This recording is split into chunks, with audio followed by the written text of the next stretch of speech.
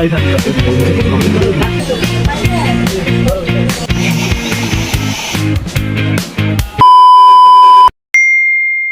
Hello guys, good morning, welcome to A fresh new blog. এখন ঘড়িতে বাজে প্রায় 5টা। ভোর ভোর উঠে বেড়েছি কুমোরটুলি যাবো বলে। স্নান টান করে রেডি হওয়ার পরই বাইরে দেখি প্রবল জোরে বৃষ্টি শুরু হয়ে গেছে। বৃষ্টি শুরু হতে এদিকে সব বন্ধুরা মন খারাপ করে বসে আছে। তো গাইস, সকাল থেকে বেরোনোর মুখেই বৃষ্টি শুরু হয়ে গেছে। এদিকে সব বন্ধুরা ছাতা হাতা নিয়ে রেডি হয়ে গেছে। বাস অভিষেককে দেখা যাচ্ছে তো, বাস আমাদের লোকাল মডেল চান্স পাইনি, এই জন্য আমাদের সাথে যাচ্ছে। চলো এখন ট্রেন ধরতে যাচ্ছি, চলো। প্রচুর জোরে বৃষ্টি হচ্ছে, কিন্তু যার মন যখন করেছে যেতেই তো হবে। সব বন্ধুরা পিছনে আছে, চলো যা যা।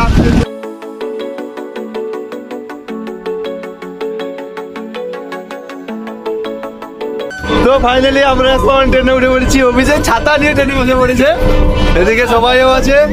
তো মৌলি অনেক বুদ্ধি করে আমাদের জন্য ক্রিম মেকার বিস্কুট নিয়ে এসেছে। Sugar free.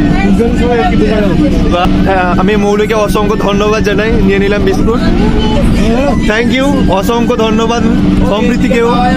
মনে অসুস্থ হয়ে পড়েছে, এই জন্য ঘুমিয়ে গেছে, রাতে ঘুম ঠিকঠাক হয়নি। দুদিনে যা কি রাতে ঘুম হয়নি বল? 9টার সময় উঠে আজকে তাড়াতাড়ি উঠে পড়েছে, এই জন্য ঘুম হয়নি তার ঠিকঠাক। ভোর ভোর উঠেছি, তাই চোখ থেকে ঘুম ছাড়তেই যাইছে না। তাই ট্রেনে চা দেখতে পেয়ে 1 কাপ চা নিয়ে নিলাম। চা খাওয়ার পরেই একেবারে মুডটা ফ্রেশ হয়ে গেল। এটা চুরি করা, এটা আমাদের হলদিয়ার তপন কাকুর দোকান থেকে চুরি করা মৌরি।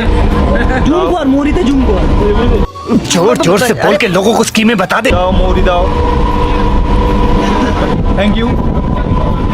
আজকে ট্রেনটা প্রচুর লেট ছিল। কোলাঘাট ব্রিজ পৌঁছতে 2.5 ঘন্টা মতো সময় লাগলো। আর এইদিকে অরূপ টিকটক আসছে শুনে এখন থেকে প্র্যাকটিস শুরু করে দিয়েছে।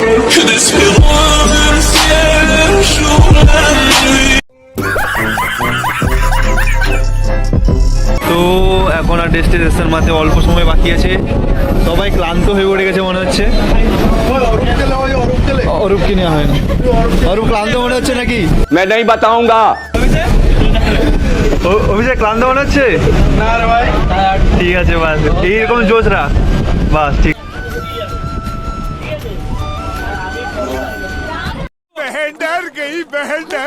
প্রায় 4.5 ঘন্টা মতো জার্নি করার পর আমরা হাওড়া জংশনে পৌঁছে গেলাম।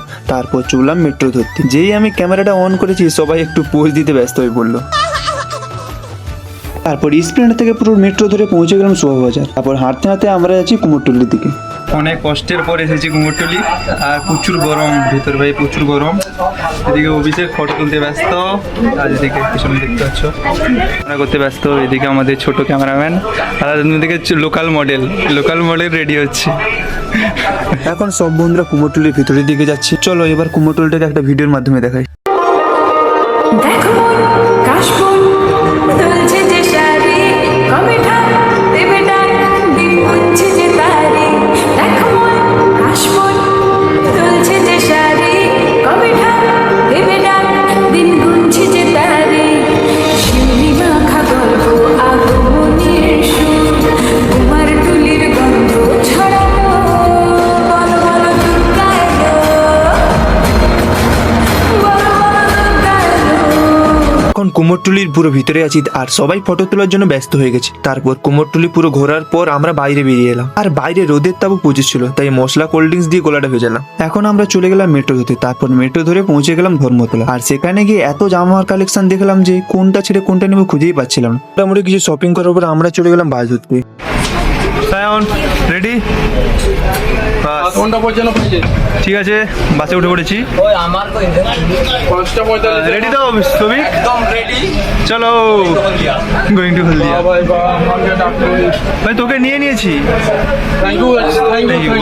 প্রায় 3 ঘন্টা মতো জার্নি করার পরে হলদিয়া পৌঁছতে প্রায় 8:30 মতো বেজে গেছিল। তো আজকের জন্য এইটুকু, দেখা হবে নেক্সট কোনো ব্লগে। ভিডিওটি যদি ভালো লেগে থাকে লাইক, কমেন্ট, শেয়ার আর সাবস্ক্রাইব করতে ভুলো না গাইস। Bye bye.